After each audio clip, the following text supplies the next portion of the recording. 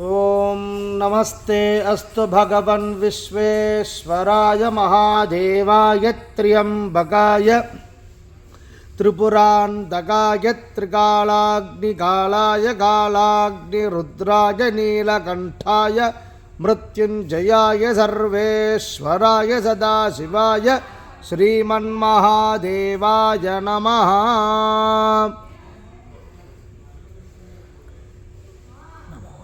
नमो हिरण्यवाहवे हिरण्यवर्णाय हिरण्यरूपाय हिरण्यपतयेऽम्बिकापतये उमापतये पशुपतये नमो नमः।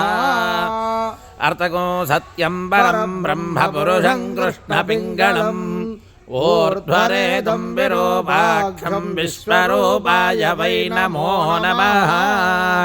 हर नमः पार्वतीपतये हर हर महादेव हर।